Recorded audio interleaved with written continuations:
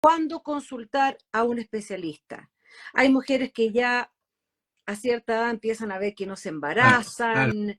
Eh, ¿Cuándo usted lo recomienda? Porque es re duro decir, parece que voy a tener que ir al doctor. Sí. ¿Al, al, Pero mira, a qué número de aborto ectópico o espontáneo o algún otro índice que usted nos pueda decir, hay que decir, ya, vamos a ver al doc mejor? claro, mira, de partida, como por definición, se considera que una pareja tiene infertilidad cuando lleva un año intentando embarazarse, sin usar anticonceptivos, por supuesto, y no lo logra. Eso es válido para las mujeres menores de 35 años. Si la mujer tiene 35 o más años, conviene esperar solamente 6 meses. Y ahí tú inicias el estudio. Ahora, evidentemente, que si una mujer, por ejemplo, no ovula, tiene reglas muy irregulares, una regla cada 6 meses, o no tiene menstruaciones, obviamente no hay para qué hacer esperar un año. Sería absurdo, porque es obvio que esa mujer no está ovulando y por lo tanto es muy probable que no se embarace espontáneamente. Lo mismo, por ejemplo, si ella tenía antecedentes de una peritonitis, por ejemplo, que haga pensar que puede tener un daño a las trompas, tuvo una peritonitis, una enfermedad inflamatoria pelviana, una apendicectomía que es complicada, etcétera. Entonces también ahí conviene evaluarla precozmente. También en el caso del hombre, porque tú si el hombre ha tenido la famosa operación de criptorquidia, estos niños que los operan, chicos, porque los testículos no están descendidos en el escroto, en la bolsa. Entonces, esos niños, aunque si los operan tardíamente, pueden tener problemas de infertilidad futuro. Entonces, si están esos antecedentes, es mejor que el hombre se haga un espermiograma. Si está normal, se queda tranquilo. Y si no está normal, bueno, hay que consultar al especialista y ver qué es lo que pasa y ver las maneras de poder tratarlo, mejorarlo, etcétera. Pero como te digo, el tema es ese. Un año si la mujer es menor de 35 años o 6 meses si mayor de 35 años. Y siempre y cuando no haya ninguna cosa obvia. Por ejemplo, a mí pasa mucho de repente las mujeres que están con las trompas ligadas, se han ligado después de un primer patrimonio, lo que sea, han tenido 2 o 3 niños, se ligan y después pareja nueva o sencillamente se le ocurre tener un niño y entonces tiene que, evidentemente uno no la va a hacer esperar porque está con las trompas ligadas, es obvio que tiene un problema. Entonces va a tener tratamiento de inmediato, apenas se lo deseen. Pau Fredes preguntó eso, me ligaron las trompas, ¿puedo volver a ser madre? Es Claro, una pregunta muy común. claro, mira, estamos cada vez vemos más mujeres increíbles. Mira, antes de la época de la fertilización in vitro y antes del PAD, diría yo, la paciente que tenía la trompa ligada, la primera, por supuesto, solución era hacer una recanalización, o sea, hacer una microcirugía para reconstruir las trompas. Nosotros hicimos muchísimas, no solamente en el hospital, sino que en clientela privada. Yo personalmente eh, hice más de 200 operaciones de recanalización, claro, con microcirugía, con microscopio, una operación muy bonita, muy entretenida, y los resultados eran bastante buenos. Pero hoy día, en la práctica, ocurren dos fenómenos. Uno, que ya los médicos nuevos no tienen experiencia en este tipo de cirugías, porque en el fondo se han visto que las pacientes han pasado directamente a fertilización in vitro, y el éxito de una operación de recanalización es directamente proporcional al grado de experiencia del cirujano. O sea, yo te diría que en las primeras 10, 12 o 15 recanalizaciones, las posibilidades de embarazo son muy pocas. Después de ahí para adelante ya empiezan a andar las cosas. Yo me acuerdo cuando empezamos en el hospital, hace no sé qué cantidad de años atrás, nos devorábamos 3, 4 horas en hacer una recanalización tubaria, operábamos los sábados, estábamos toda la mañana ahí tratando con el microscopio. Claro, porque era complejo y había que tener un personal especial, un instrumental especial. Todo. Las últimas operaciones, en menos de una hora, teníamos reparadas las 2 trompas y con muy buenos resultados. Pero como te digo, hoy día, con la fertilización in vitro, es mejor hacer una fertilización in vitro que una recanalización. Porque de hecho, en Pero, cuanto a costos, son similares. Sí, dime. perdón, doctor, pero para ordenarme, porque yo voy pensando como va pensando la gente, Sí, ¿ya? Por eso lo sí, interrumpo. sí, Tenemos las trompas obstruidas claro, ligada. ya. Y esto vale la pena hacerlo solo si podemos rescatar de ahí No, óvulos, no, no, porque no, si no, ya no, tenemos, no, ya no no, estamos. no. Patricia, no, mira, acuérdate lo siguiente. El embarazo ocurre en la trompa. Ya normalmente cuando tú ovulas, ¿no es cierto? La trompa, que es como una flor así, capta el óvulo. Aquí está el ovario, la mujer ovula y le cae en la trompa. La mujer ha tenido relaciones con un hombre fértil, los espermatozoides entraron por el cuello del útero, recorren la cavidad uterina y se meten por la trompa. Y en la parte distal de la trompa, cerca de donde está esta flor, por así decirlo, se produce la fertilización, o sea, el encuentro entre el espermio y el óvulo.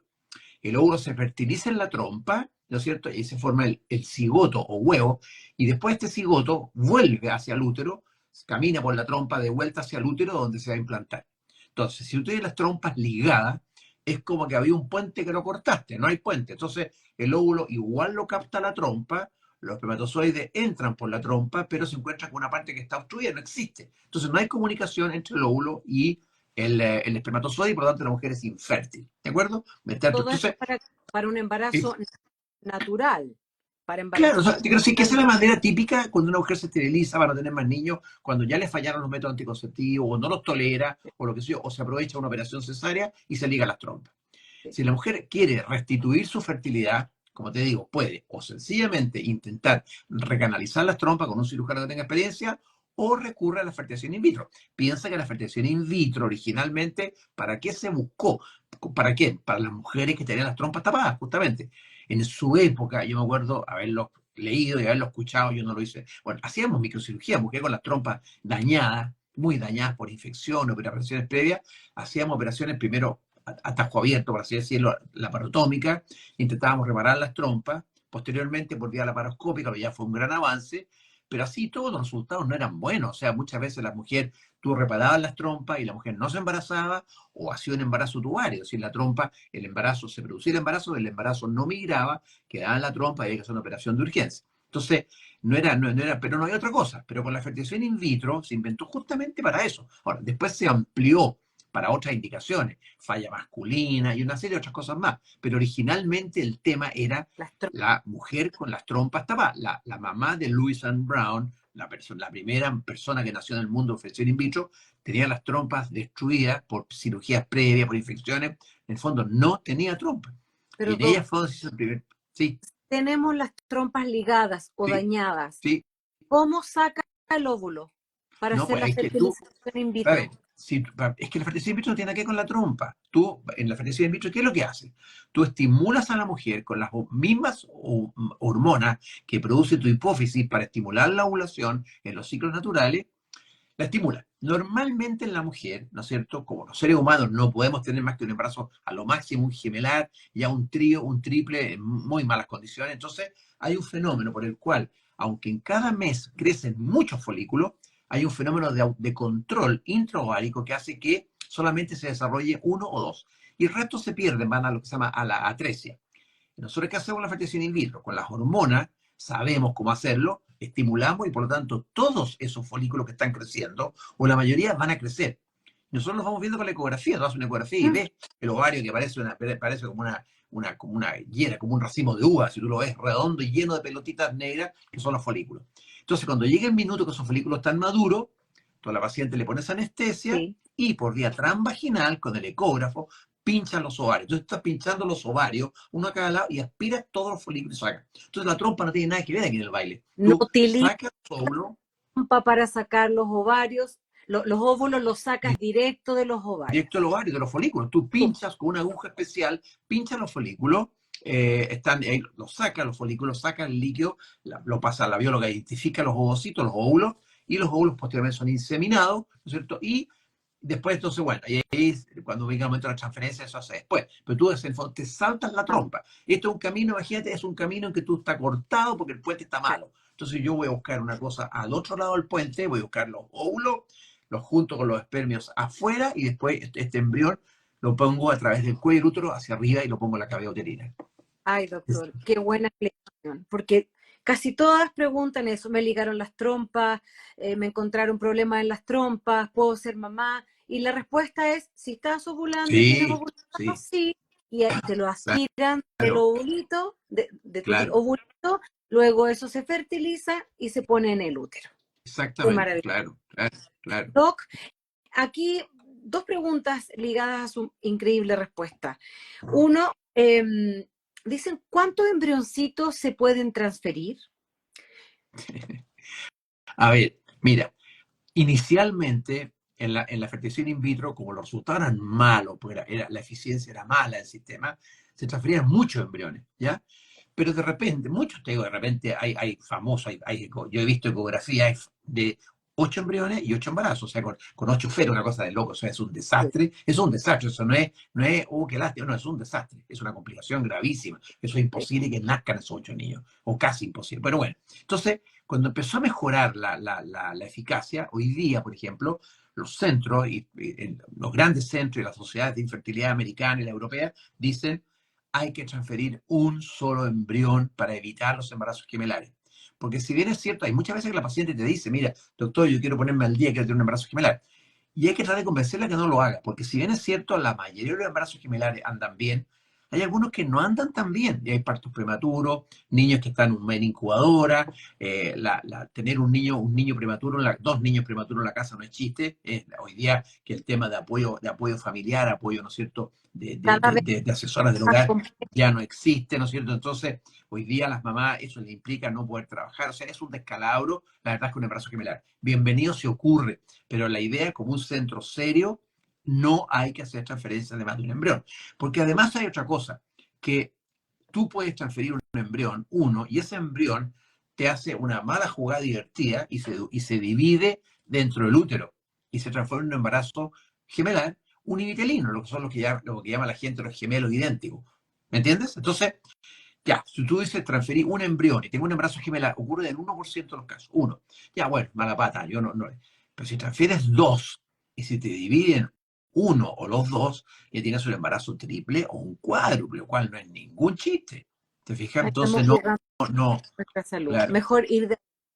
claro. Ahora, la gente te dice, cuando la gente pregunta, resulta, estoy bien claro, si tú transfieres un solo embrión en el proceso, tienes más o menos como un 45% de posibilidades de embarazo con esa transferencia. Si transfieres dos embriones, te sube, de 45 sube como a 48 o 50. Ya, fantástico, claro, pero resulta que hay dos cosas importantes. Uno, que ese embarazo puede ser de riesgo si es gemelar, ¿no es cierto? Y segundo, que usaste dos embriones. O sea, si la mujer no se embarazó, usaste dos embriones. En cambio, si haces una transferencia con un embrión y no se embaraza, tienes otra transferencia, ¿no es cierto? Otra vez 45%, y ahí y si se embaraza va a tener un embarazo único.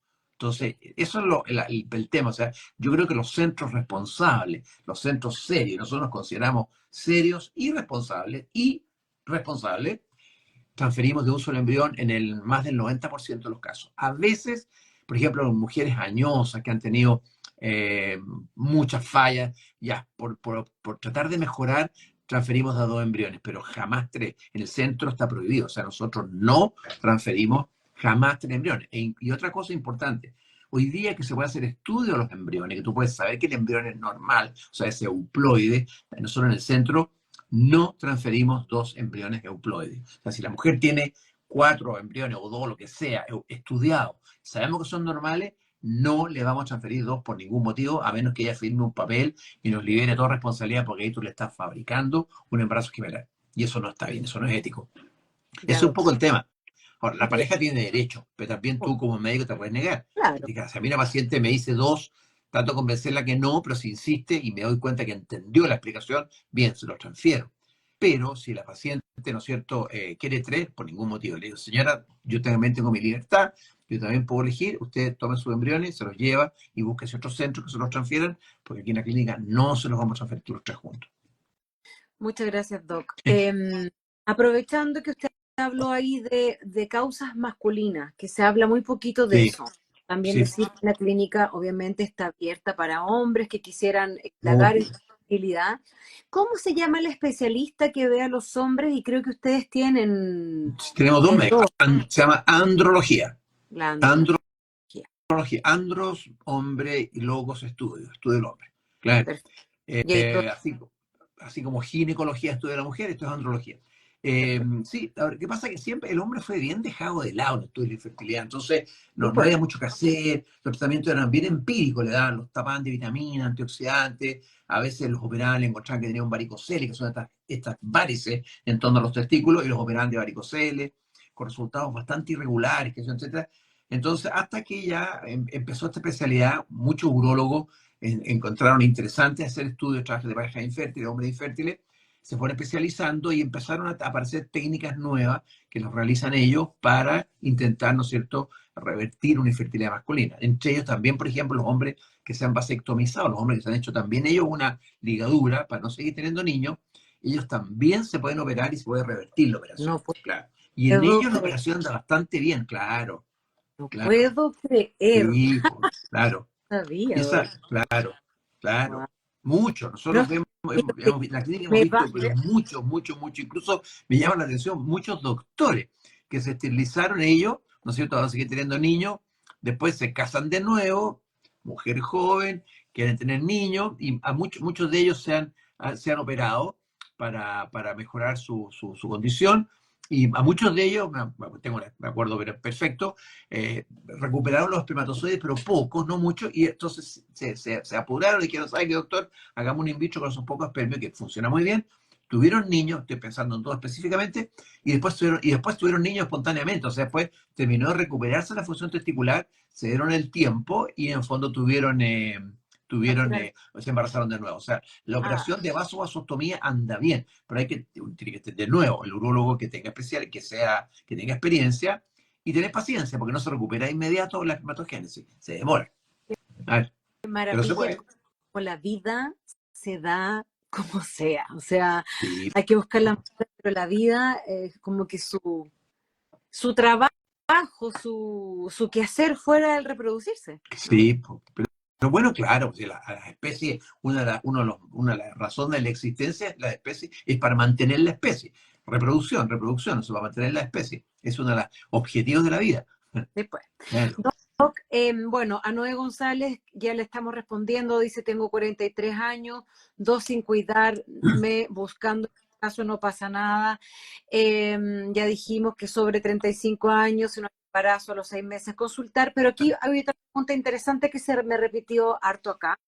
Anticonceptivo. ¿Después de cuánto tiempo de desintoxicar el cuerpo de anticonceptivo? Me imagino que son las pastillas, son los Sí, sí, anillitos. sí, sí, sí, sí. ¿Tiempo usted recomienda ya empezar a decir, parece que hay algo más?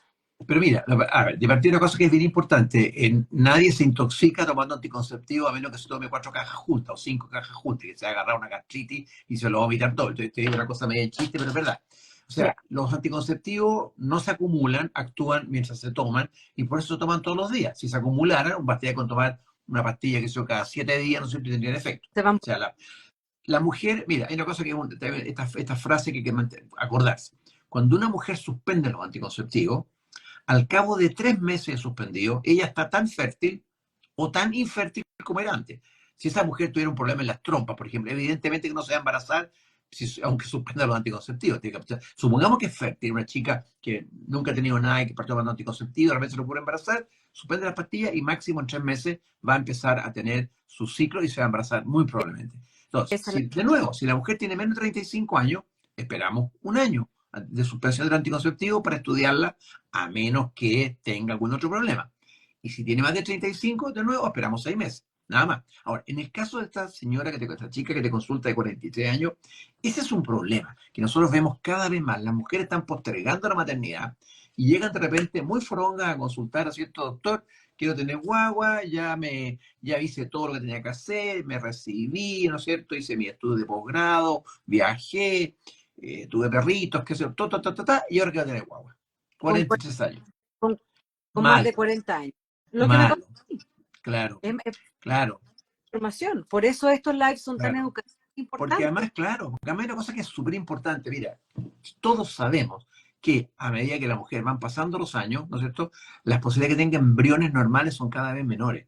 Es una cosa que es súper importante. Entonces, te digo, una mujer de 43 años, estoy mirando las tablas nuestras, estoy mirando al lado porque estoy pegado en la pared. Una mujer de 43 años en nuestra clínica, te digo, tiene te voy a decir al tiro, espérale, ah, a los 40, tiene con suerte 10% embriones normales, 10%. Entonces, uno dice 10%, bueno, pero si tengo 10 embriones, uno será normal.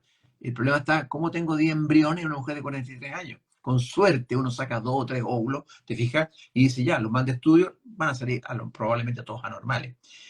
Y en este caso, ahí también hay otra cosa que también es una novedad, no tan novedosa, pero lo que se llaman las técnicas de duo-stim o tri-stim, en que tú, por ejemplo, para tratar de juntar más óvulos, como esto es una cuestión de números, yo mientras más embriones tenga, más posibilidades tengo de tener un embrión normal y que por lo tanto Claro. se implante. Entonces puedo hacer varias estimulaciones.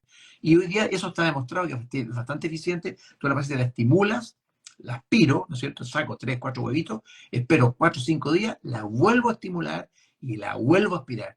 Y es muy probable que en esa segunda estimulación, Duo-Stim, ¿no es cierto? Uno pueda sacar de nuevo 4 o 5 óvulos. Entonces ya vamos juntando 8, vamos juntando 10, que es muy distinto. Incluso hay publicaciones de Tristim y Quadristim, o sea, mujeres que se han estimulado 3 veces, 4 veces, etcétera. Pero eso, bueno, por supuesto que es carísimo, porque bueno, son 4 estimulaciones.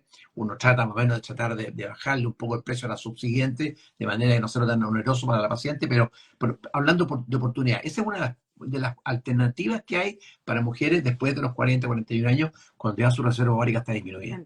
Claro, Entiendo, claro. estupendo. Paolita, 2 abortos espontáneos. Escuchen, chicas, porque hay varias preguntas que son más o menos similares, ¿no? 2 abortos espontáneos, uno ectópico, salgin, sal Salpingectomía. Eso, derecha con legrado.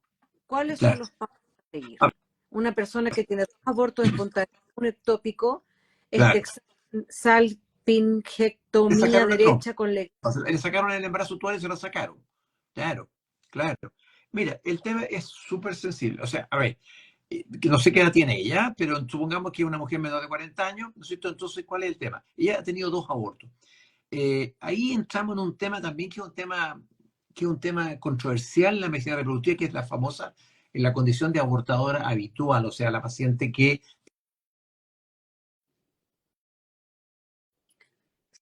Se me nosotros apagó consideramos que... ahí. ¿Cómo? Ahí se había cortado el Ah, audio. Estamos hablando de abortadoras habituales. habituales. Antiguamente se consideraba que una mujer era abortadora habitual cuando tenía 3 o más abortos seguidos, pero eso se bajó. Hoy día con 2 abortos ya se justifica hacer un estudio. Y el estudio va orientado a pensar en alguna causa genética, que la mujer o su pareja tengan algún problema genético, para lo cual se hace un cariograma, que es un estudio de los cromosomas, y después de eso se busca en la mujer que haya alguna alteración de fenómeno de trombosis. Hoy día que tenga, por ejemplo, ella tendencia a la trombosis. Entonces hace una serie de estudios de medición de los anticuerpos y una serie de cosas, estudios de trombofilia, para ver si ella tiene o no tiene algún factor que pueda hacer. Cuando hay estos factores presentes, cuando la mujer tiene una trombofilia, entonces esa mujer lo que hace es que hacen microtrombos, microcoágulos entre la placenta y el embarazo, por así decirlo, y eso produce las pérdidas. Esas pacientes hoy día se tratan con anticoagulante, con heparina, durante el embarazo y los resultados son muy buenos. Mm. Son muy buenos. Ahora, el hepatitis, ¿por qué te decía yo que el estudio de un abortor habitual es como un poco desilusionante? Porque uno hace un montón de exámenes y rara vez se encuentra la causa. Rara vez. ¿Cuál puede ser la causa? Un problema uterino, que tenga, por ejemplo, que tenga una alteración en el útero, que hace que el huevito no se implante bien y se desprenda, lo cual no es muy frecuente, un problema de tipo genético entre cualquiera de los dos miembros de la pareja, o esta famosa, ¿no es cierto?, de problemas de trombofilia. Eso es más o menos el estudio. Ah, Pero en la práctica, ahora, esta señora además tuvo un embarazo ectópico, lo cual indica que muy probablemente sus trompas se infectaron y por eso el huevito se quedó en la trompa y no logró llegar al útero. Y cuando una mujer hace un embarazo ectópico en un ambiente de infertilidad, el pronóstico en cuanto a fertilidad es malo, o sea, va a tener que recurrir a algún tipo de tratamiento específico.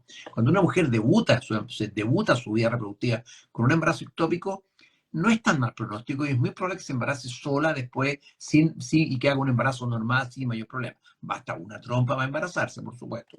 Pero en el caso de esta señora, yo creo que tiene que hacerse un estudio, depende de la edad que tenga. Yo creo que depende de la edad que tenga, depende de una serie de otros factores, depende de la edad del marido también un poco, para si es estudiarla o esperar un tercer embarazo. Eso tiene que conversarlo con su médico. ya.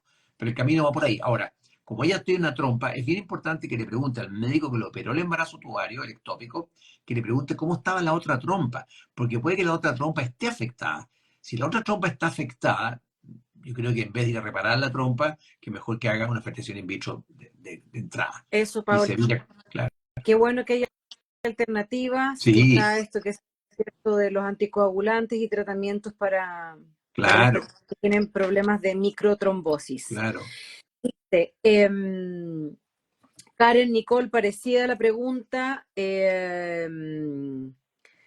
Aquí. Romy García, la primera pregunta que nos llegó.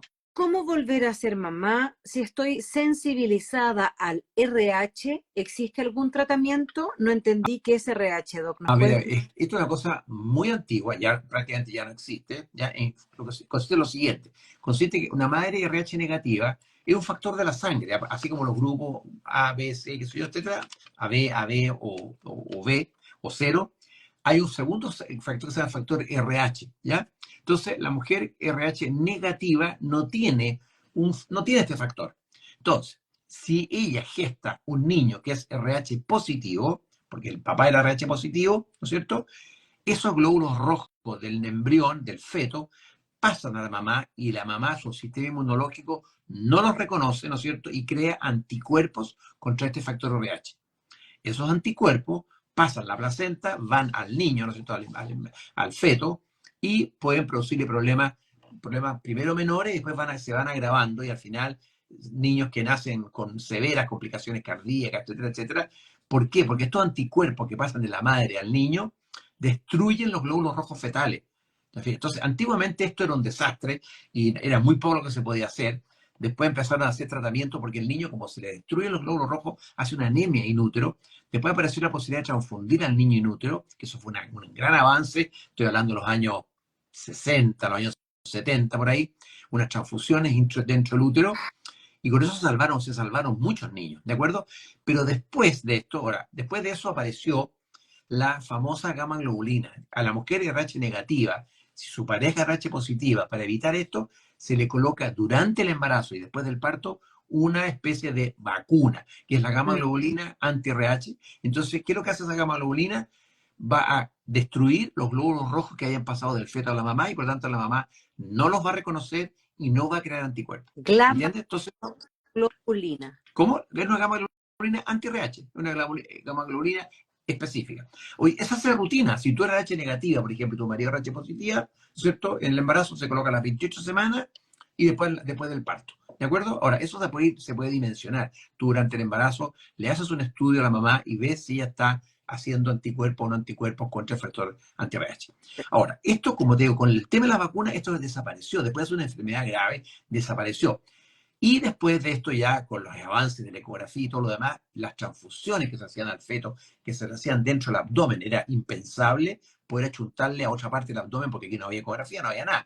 Le hacían una radiografía al feto y más o menos lo ponían, la sedaban a la mamá para que el niño quedara dormido y le ponían dentro del abdomen fetal, lo cual fue un gran Ay, avance, le ponían la sangre y la transfusión. ay, Hoy día, cuando hay que hacer transfusiones, se pincha directamente el cordón directamente y la transfusión va como corresponde al sistema, digamos, circulatorio del feto. Pero como te digo, es muy raro hoy en día. Ahora, en el caso de esta paciente, ¿qué es lo que puede hacer? Una posibilidad es, ¿no es cierto?, de que hay que estudiarla bien, ¿no es cierto?, y ver cómo está sensibilizada, qué problemas ha tenido niños que han nacido muertos, o nacido con anemia, o una insuficiencia cardíaca, qué sé yo. Depende de eso, verle el grado de la gravedad. Ahora, cuando la gravedad es mucha y no hay ninguna otra, digamos, no hay ninguna otra manera ya, porque los niños se le van a enfermar todos, sencillamente en ese caso habría que recurrir a un semen donado RH negativo. Entonces, esa mujer con el semen donado RH negativa, el niño que va a generar, como ella es RH negativa, va a ser RH negativo de todas maneras y por lo tanto no pasa nada, porque como es RH negativo, no tiene esta proteína que van a destruir los anticuerpos de la mamá. Por lo tanto, el niño pasa piola. De hecho, mujeres que tenían problemas de RH de repente nacían niños sanos y después se daban cuenta que eran sanos. ¿Por qué? Porque eran RH negativo, entonces la mamá no los había afectado. Claro, wow. claro. Ya, alternativa abriéndose la espermiodonación y también esta vacuna que se pone antes y No, es después. que ella ya, si ya está sensibilizada, la vacuna ya no sirve, pues ya tiene los anticuerpos. Ah, Claro, ya, ya. claro. Ese ya no Estoy sirve. Eso te lo utilizada. digo, es como de tipo preventivo. Ella ya tiene los anticuerpos, por lo tanto, la vacuna no le sirve para nada. Ella tiene que hacer, como te digo, tratar de lograr un embarazo con un niño RH negativo y eso va a depender, ¿no es cierto?, de que pueda usar espermatozoides de un individuo, de un donante RH negativo. Oye, Si es que está tan grave qué ¿sí? interesante eso, si uno realmente quiere ser mamá y ese es tu foco y tienes esta condición de RH, bueno, buscarte una pareja compatible, ¿no? Es que no, ¿sabes qué? No, Patricia, porque hoy día, si como te dijo, si tú lo puedes prevenir todo eso, lo puedes prevenir muy bien. ¿Te fijas? Porque usted piensa que más o menos el 3% de la población es RH negativa. Entonces, si tú eres RH negativa, te vas a poner a buscar un pololo, pareja, lo que sea RH negativo, demasiado selectiva, no te va a costar mucho encontrarlo. Pero Ah, hoy pero día, bueno, pero me es que demoro. da lo mismo, porque si tú eres RH negativa y tu pareja es RH positiva, sencillamente un buen control de embarazo, ¿no es cierto? Es hacer el estudio, este examen que detecta los anticuerpos y poner esta vacuna a las 28 semanas y después del parto, y ahí casi, casi te garantiza que no vas a tener ningún problema. Claro. O sea, Perfecto. no es Y eso se necesario puede ir a buscar solo una vez, qué cosa. ese tratamiento, o para cada No, embarazo se puede hacer. no, en cada Sí. embarazo, en cada embarazo. Lo que pasa es que la historia natural de la mujer H negativa era que en el primer embarazo generalmente no pasaba nada, porque la mujer se sensibilizaba después. Un muy pequeño grupo se sensibilizaba durante el embarazo, pero la mayoría es en el momento del parto, porque ahí es donde pasa más sangre del feto a la mamá. Entonces, por eso ahí la inyección de cemento es muy importante. Entonces, en el segundo embarazo, la mujer, por ejemplo, suponte historia natural, sin hacer nada. En el segundo embarazo, cuando el niño nacía y se ponía amarillo, eritroblastosis fetal, amarillo o amarillito el niño, que sé yo, pero andaba bien. Tercer embarazo, el niño nacía anémico, y había que transfundirlo y se ponía amarillo, qué sé yo. Cuarto embarazo, ya el niño insuficiencia cardíaca y nacía muerto o se moría después del parto, qué sé yo. Estoy haciendo una historia bien dramática, pero ese es más o menos el tema, o sea, esto iba como progresando en el tiempo. Hoy día, eso es como, mira, es una de las enfermedades que hoy día nosotros, los médicos obstetras, ya no existe. Yo te digo, lo que me cuenta esta paciente que está consultando, yo creo, no me acuerdo haber visto en años una paciente sensibilizada y que haya tenido problemas. Porque hoy día con la inyección existe hace muchísimos años. Yo creo que esta inyección existe hace más de 30 años, Bueno, más. La gama ve, uno nunca termina claro. de aprender. Doctor. Muchas gracias. Quiero repetir que estamos hablando con el doctor Patricio Mazzoli, con más de 40 años de experiencia, director médico de la Clínica de la Mujer de Medicina Reproductiva de Viña del Mar. Yo voy a poner todos los datos y contactos de la clínica en este post, en mi muro, y además ahí Maca Vial de la clínica está poniendo el teléfono, hay una página web, pueden hacer preguntas, tener teleconsulta con los Mucha. doctores, que para primero salir y hacer todas las preguntas, salir de dudas, está re bueno, Sí. ¿no? Y después pueden seguir con su tratamiento maravilloso yendo a Viña. Yo lo hice así. Era muy rico porque para mí también salir de Santiago en el auto con música, con mi pareja, ver el mar, después comer algo rico, después de la consulta, hizo que todo fuera bastante llevadero, que es importante eso Sí. también, ¿no? Porque estos tratamientos, ahí preguntaba una amiga, ¿cuánto toma el tratamiento? Hay que tener paciencia, ya lo han dicho los doctores, a veces no es a la primera ni a la segunda, a veces a la tercera. Entonces hay que tomárselo con tiempo, Claro. el proceso con la mayor alegría y liviandad posible, ¿no? Porque todo puede suceder en el camino. Sí. Doc, y Nicolita está preguntando, quisiera saber si con 2 folículos y endometriosis profunda, y aquí quiero que entremos un poquito en el endometrio, porque se repiten Sí. afecciones al endometrio, endometriosis muy común, ¿se puede hacer una FIV? No, claro. Es decir, la endometriosis es una enfermedad bien compleja, es muy frecuente. Uy, ¿Y qué es lo que consiste en eso? En que endometrio es el tejido que está normalmente dentro del útero, es el tejido que crece en el ciclo menstrual y donde se va a implantar el embrión. Y es el tejido que se desprende en la menstruación cuando la mujer no está embarazada. En algunas mujeres, este endometrio no solamente está dentro del útero, sino que está por fuera, igual que si fuera un tumor. Igual, hay gente que dice que la endometriosis es un cáncer que no mata. ¿Te fijas? Porque está por fuera, en la superficie del útero, en la superficie de las trompas, dentro del ovario, etcétera, etcétera, por fuera en el peritoneo, etcétera. Entonces, este tejido también es estimulado por las hormonas de la mujer y también está menstruando, por así decirlo, cuando la mujer menstrua. Entonces, imagínate, tú tienes dentro del abdomen, pegado al recto, por ejemplo, pegado a la trompa o dentro del ovario, un endometrio que está sangrando todos los meses. Entonces esto produce dolor, produce irritación, produce inflamación, adherencia, entonces, y llega hasta, hay endometriosis mínima en que tú haces una laparoscopía y encuentras unos pequeños focos negros en relación a la superficie del útero, en el ovario, qué sé yo, y uno lo quema, no tiene ninguna importancia. Pero también esto puede llegar al otro extremo, como todo, en que ya hay un síndrome adherencial severo, todo pegado por tu foco endometriosis, con una pelvis que se llama congelada, el nombre lo dice, está todo pegado, es casi no puedes ver nada, ni ovario. Entonces, en esos casos, evidentemente que la gran solución es la fertilización in vitro, porque tú ahí vas a sacar los óvulos de los ovarios, lo vas a fertilizar afuera, las trompas están en un desastre y vas a transferir el embrión dentro. Ahora, la endometriosis tiene un pronóstico distinto en infertilidad, porque la endometriosis también tiene otros fenómenos asociados, inmunológicos, etcétera. El foco endometriósico es un foco muy inflamatorio, entonces también altera muchas cosas, pero al final de cuentas, la solución de la endometriosis severa es la fertilidad in vitro. Ahora, también otra cosa que es bien importante. Nosotros antes, cuando veíamos los famosos, por ejemplo, endometriosis en los ovarios, que tú haces una ecografía y encuentras dentro del ovario una imagen como vidrio esmerilado, típica endometriosis, uno se llama a pabellón y vamos sacándolo. Después nos dimos cuenta, no digo nosotros, todos los médicos sacamos este cuento, de que el problema era que la cirugía podía ser muy bonita, pero tú estabas dañando los ovarios.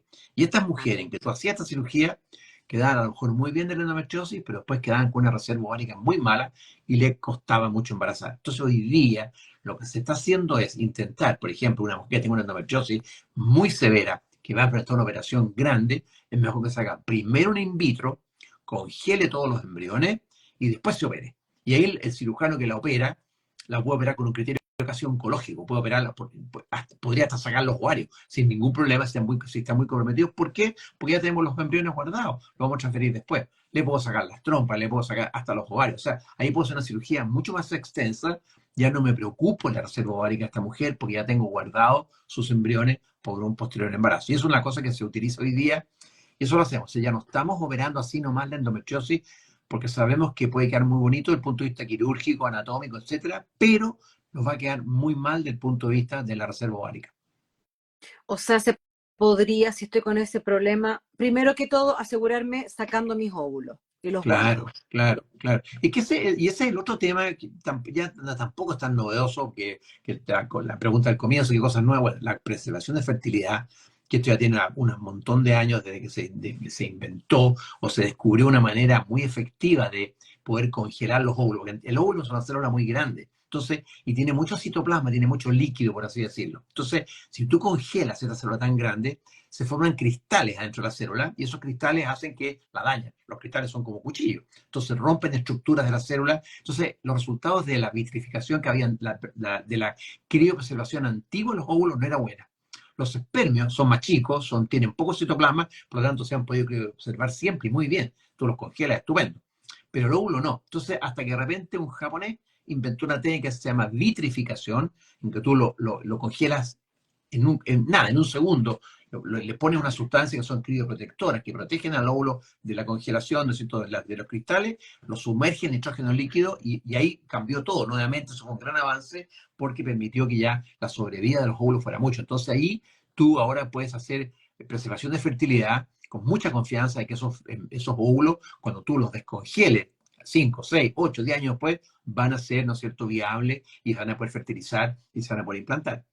Entonces ahora tenemos que hablar de vitrificación, no de congelamiento, es antiguo. Lo que Pasa pasa es que bueno, es congelamiento igual, pero se llama vitrificación porque es una técnica, claro, ahí lo que más pasa es que ahí moderno. se hace una técnica distinta, como te digo, pero que es muy, muy, muy efectiva. Y es lo que Ya. estamos usando de Ok. rutina. Ya, y curiosamente es mucho más barato. Antiguamente, la vitrificación, la criopreservación que se hacía antes, se hacía con una máquina que era un computador que iba bajando la temperatura lentamente, de acuerdo a un programa, lentamente para tratar digamos, de dañar lo menos posible a los ositos, que no se formaran estos cristales, estos cuchillos cristales, para poder que se salvara. Y así todo andaba mal. Hoy día tú no usas ninguna máquina, sino que tú le pones los crioprotectores, que son estas sustancias que van a evitar que se congele, como lo que le colocas alrededor de tu auto cuando uno anda en la nieve, ¿no es cierto? La idea es la misma, y lo sumerges directamente en el nitrógeno líquido, o sea, lo pasas, ¿no es cierto?, de la temperatura ambiente, lo pasa a menos 170 grados bajo cero en un segundo. Entonces el óvulo se vitrifica y queda bien. Eso sí, una cosa, eso también revolucionó harto las técnicas de preservación. Claro. Do- una pregunta que antes de entrar al tema de la reserva ovárica, ya que es un término que uno escucha mucho para que nos explique de qué se trata, que aquí Teshi tiene una preguntita. Ahí preguntaban, ¿aún sigue sucediendo que los embarazos de mujeres sobre 40 años pueden generar más niños con síndrome de Down o quizá se ha descubierto que no tiene que ver con la edad, No, con sí, otros factores o sí tiene. la edad? claro. importante para el síndrome de Y hoy Down. día, sí, claro, mira, si hoy día se conoce, te voy a explicar rápidamente. Sí. Los óvulos y los espermatozoides tienen la mitad de los cromosomas que la especie humana. Tú, en todas tus células corporales, menos tus óvulos, todas tienen 46 cromosomas, todas. Pero obviamente, cuando un óvulo se junta con un espermio, si no tuvieran la mitad de los cromosomas, la especie humana llegaría millones de cromosomas. Obvio, ¿no es cierto? Si se juntaran 2 de 46, 92, 180, 360, no llegarían nunca. Entonces, para este proceso en que tanto los óvulos como los espermatozoides cortan, por así decirlo, sus cromosomas a la mitad, se llama meiosis, que es un proceso precioso, biológico, pero muy complejo. Y en los óvulos, la meiosis es una cosa muy curiosa. Cuando tú estás en el útero de tu mamá, ¿no es cierto? Los óvulos empezaron a desarrollarse y entraron en esta cosa que se llama meiosis, para separar los cromosomas, para que quedaran con la mitad de los cromosomas, con 23 en vez de 46. Y ahí se detiene, queda parado. ¿Y cuándo se reanuda esta meiosis? Se va a reanudar cuando el óvulo se fertilice.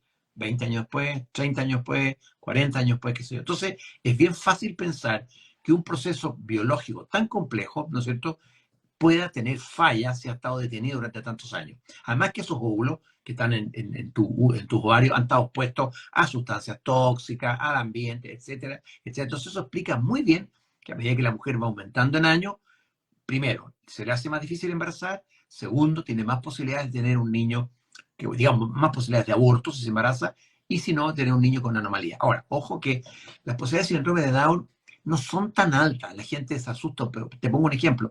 A los 40 años como 1%, 1%. A los 45 es como un 7-8% y a los 49 es como un 10%. Pero que nosotros sabemos que la gran mayoría de los embriones anormales no son síndromes de Down, sino que son tan anormales que ni siquiera se implantan. Lo que yo te decía recién, o sea, una mujer, ¿no es cierto?, de 40 años va a tener solamente, qué sé yo, un 10, un 12% de embriones normales. Y los anormales, una mínima parte pueden ser síndromes de Down, sino que muchas otras anomalías de muchos cromosomas que los hace inviables, son embriones que nunca se van a implantar. Entonces ese es el tema, ¿te Sí, fijas? entiendo.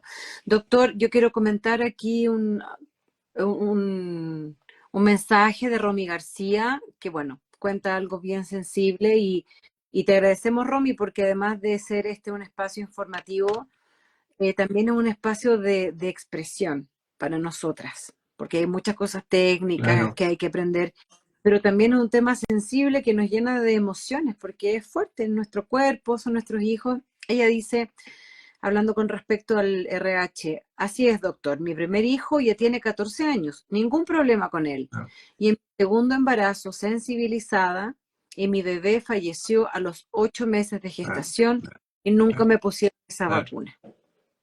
Claro, habría que la puesta en el primero también, en el primero. Qué raro, ¿ah? Es bien raro porque esto se hace muchos años. Yo te prometo que yo no he visto, como te dije antes, yo no he visto en muchos años, ¿no es cierto?, tener a los niños con RH. Es muchos años, no he visto nunca, claro. ¿Te fijas?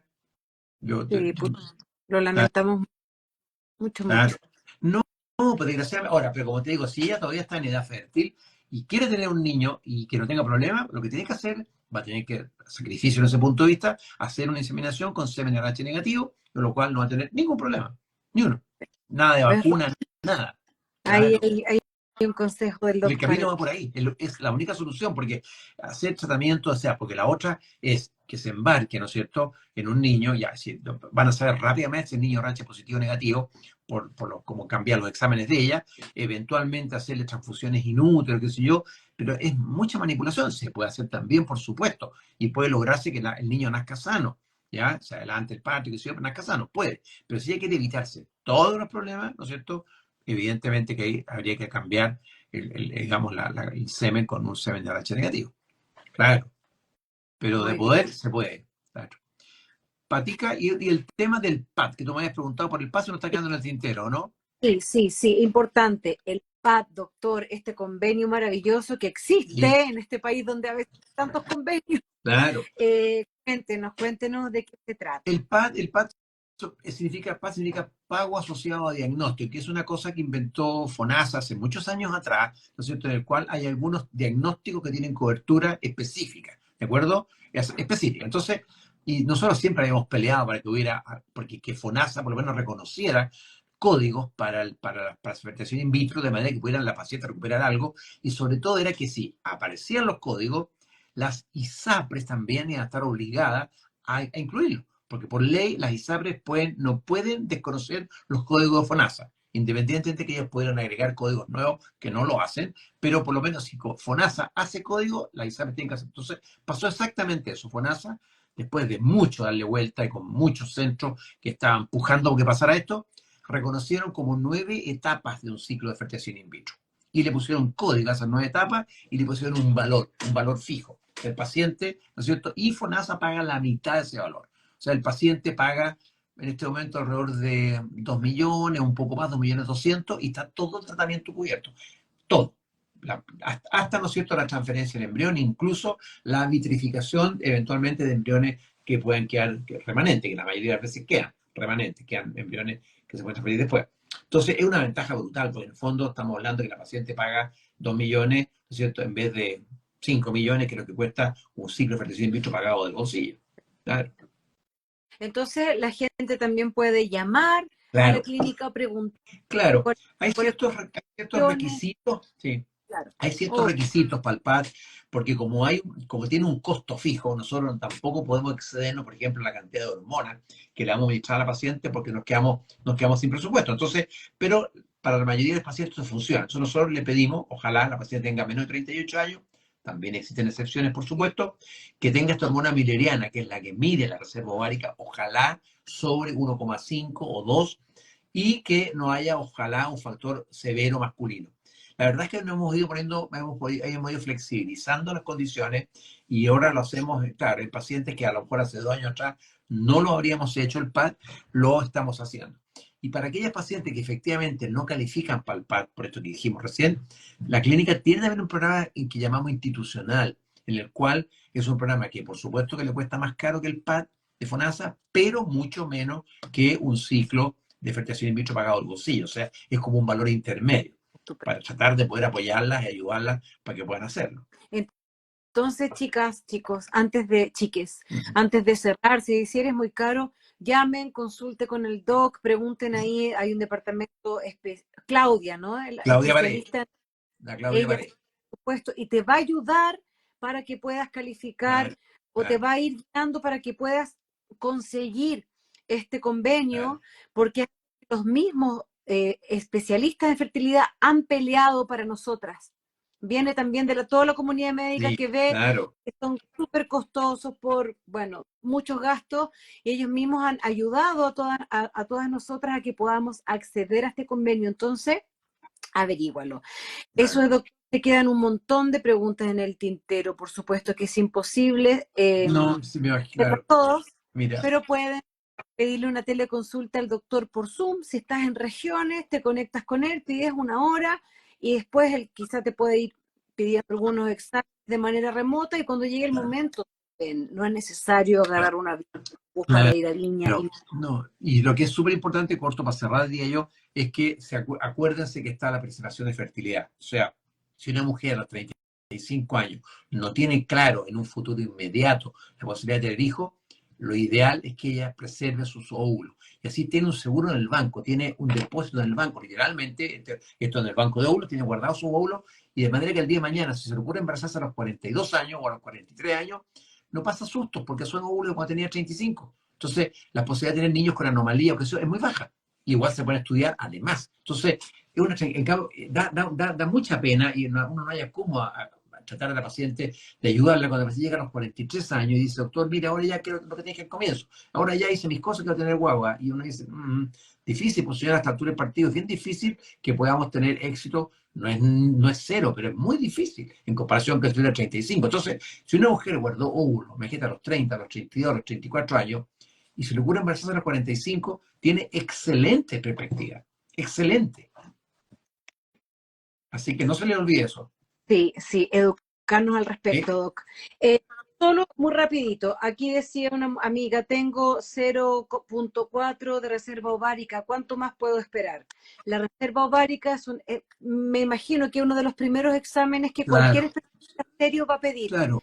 ¿Eso es ambulatorio? La- ¿Es fácil de a hacer? ver, hay dos maneras de medir la reserva ovárica, moderna, digamos. Una es medir la hormona antimineriana AMH, y ella tiene 0,4, o sea, está bastante baja. Es normal, normal de 2 para arriba, pero también de 1,5 para arriba también. 0,4 es muy baja.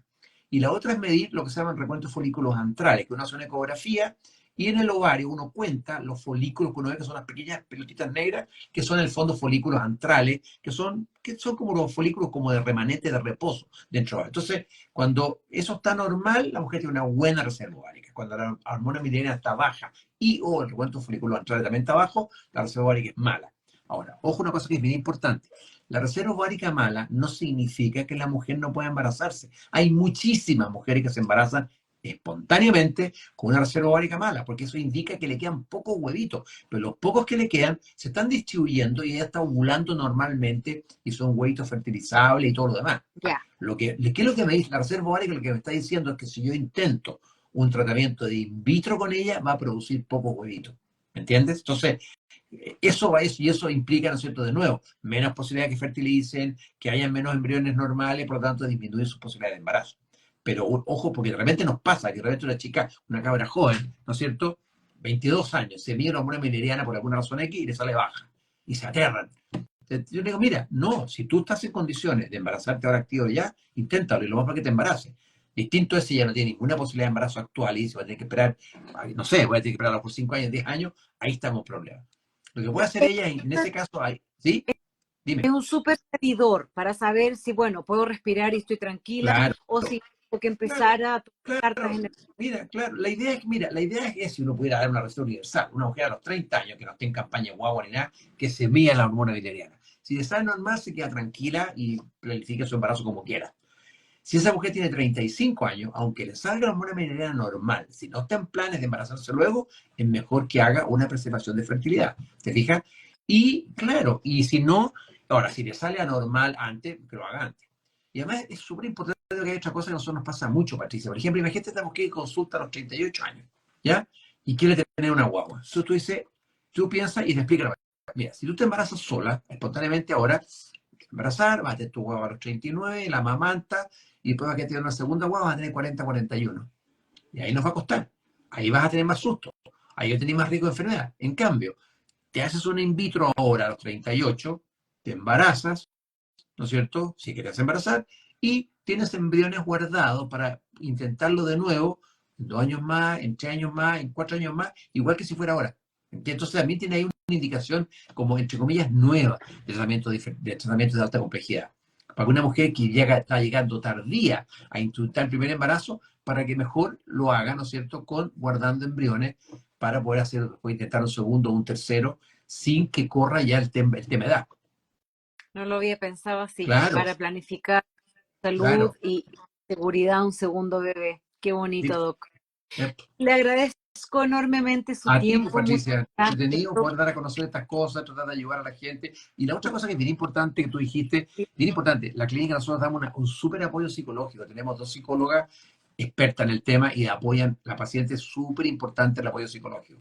Los médicos tratamos de estar con ellas mucho, tratamos de apoyarlas en todo, pero no somos psicólogos. Tratamos de ser psicólogos y con los años a lo mejor hemos aprendido un poco ¿no es cierto?, a apoyar a la paciente, pero la psicóloga es experta en eso. Entonces, y eso es bueno, y nosotros estimulamos, está incluido dentro de los tratamientos el manejo de la elaboración de la psicóloga, el manejo de la psicóloga, etc. Qué Ah, importante eso que sí, agregó, Doc. sí, Súper importante poder sí, sí, hacer todas claro. las críticas en un espacio muy humano. Y Dani Mazzoli dice, seco, Pero si mi siempre hija, claro, pues, mi hija médico, me da gracias. siempre claro. Tuve el privilegio de ir a clase estudiando medicina, un crack. Dani, estamos súper de acuerdo contigo. Usted tiene una hija y un hijo. Tuvimos una increíble audiencia. No duden si quedaron en preguntas, disculpen, pero bueno, más de una hora no puede, ya llevamos más de una hora con el doc. Si tienen preguntas y consideran que es importante, hagan una consulta seria con el doc o con el Sí, con especialista mucho gusto, con y mucho no lo gusto. dejen en manos del destino, de la suerte, porque No, la ciencia tiene respuestas para casi todo y usted mismo decía, sí. ahora casi todo se puede tratar y no nos dejemos pasar Casi, el tiempo, casi todo, digamos, para no ser exagerado. casi Claro, todo. sí, pero la verdad es que no hay nada peor que no intentarlo cuando la gente llega tarde. pudiendo haberlo hecho. O también de repente uno ve que la paciente ha consultado, por ejemplo, a los 40 años, consulta a un médico general o un ginecólogo general, y dice, no, señora, relájese, espere otro año más y vemos. Por ningún motivo, no, ahí no puede esperar nada, nada. Tiene que evaluarse de inmediato. Eso, Doc. Sí, dice,